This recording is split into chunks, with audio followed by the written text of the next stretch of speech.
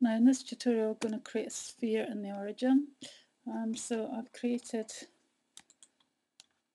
a globe, a sphere here, and I'm going to do another one. I'll just move this one to the side and create another one in the origin.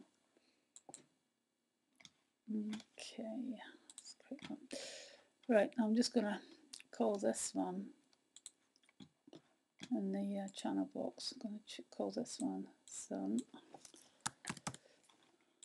and I'm going to call this one Earth. Click on here, call this Earth. Alright, so I'm just going to scale this one down a little bit, bring it down to about there, and we're going to do on the Sun, we're going to do rotation, and I'm going to put some extra time on the timeline. So I can go in here and I do 240, just say, and that was 240.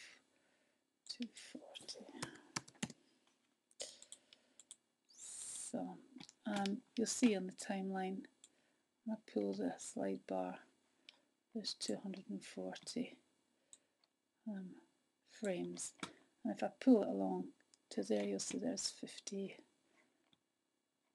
20, 10, and you'll see that is here in the box here showing us which frame we're on.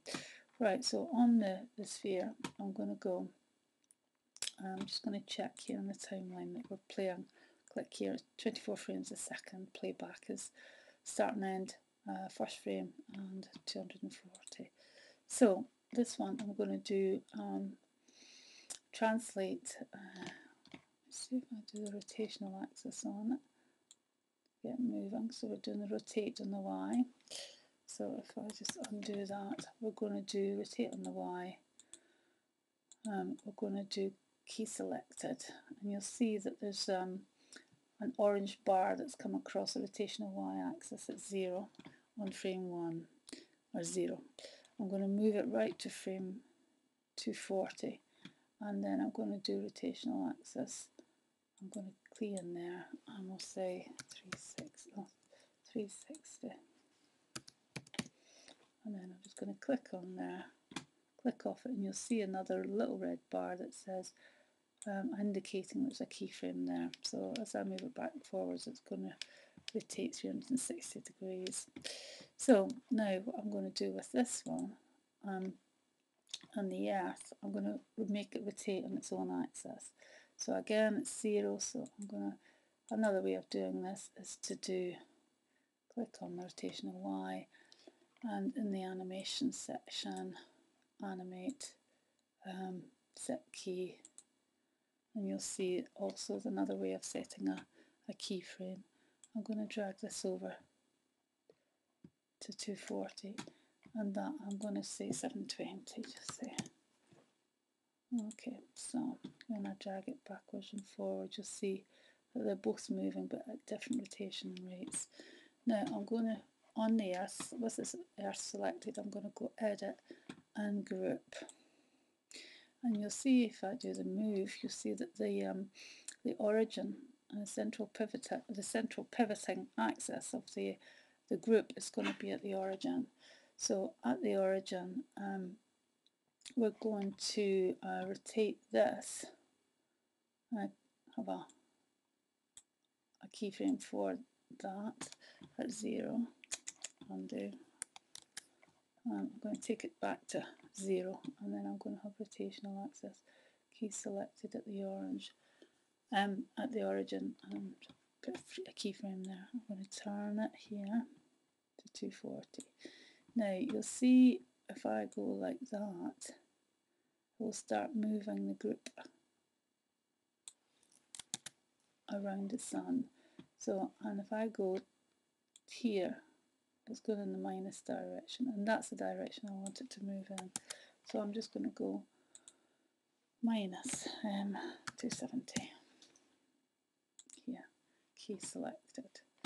So if I go back there and play it, the Earth is going round the Sun on that axis. Right, so now what I'm going to do is So the group of the sun, if I look into the outline, you see there's the group. There's the Earth in group 1, and the central origin, the centre pivot point of the group is in the sun. So now what I'm going to do is I'm going to create another sphere, a polygon sphere in the central axis, and I'm going to scale that down really quite small. It's going to go in here, and I'm going to make it move it so it's quite close to the Earth. Just pull it up a little bit.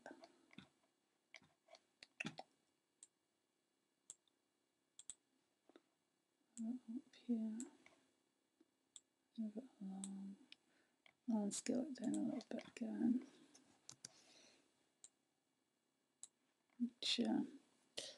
Frame it in here and move it. It's quite close to the Earth.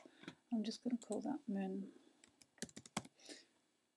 Okay, and then I'm going to put a rotational axis of the moon. So we're going to, on the y-axis, we're going to do key selected at this point, 0. I'm going to take this over here, and then I'm just going to make that, just say 720.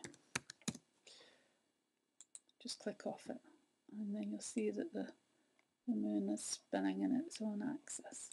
But what we want to do is, I want to make, I want to group the moon to the Earth, so I'll create a group here, and I'm going to call this moon orbit, underline orbit, underscore orbit, capital moon. Okay, and you'll see again the pivot point is in the centre of the sun, and so what I'm going to do is move that pivot point, and on my laptop it's function left arrow, and you'll see it changes. I'll move. Okay, I can move it on the X and Y axis, so it's in the centre of the Earth. If I go close in here, so the centre of the pivot of the moon's axis is going to be in the centre of the Earth. So now what I'm going to do is, on the moon, I'm going to look in the display outliner, window outliner. There's a moon orbit there, and the moon orbit, I want to actually do a rotation on that. So we're going to do a rotation of Y. We're going to have key selected there, and then when we move it to the far and 240, I'm going to have it at just say 720.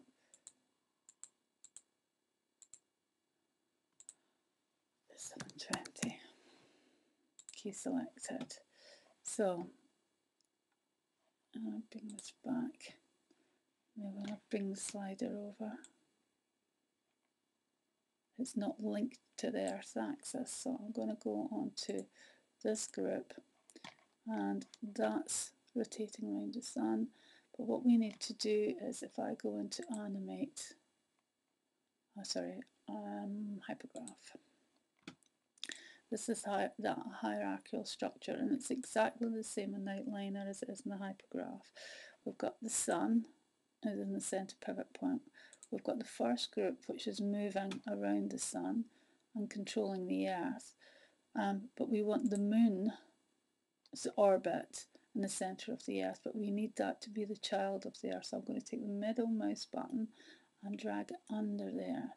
So now this group here, which is the centre pivot points in the centre of the sun, will control the rotational axis of not only the Earth but also the moon and the grouping of the moons. So here we go, if we work, drag this along, just move this down a little bit, drag it along, we'll see that the Earth is going around the sun and the moon is going around the Earth.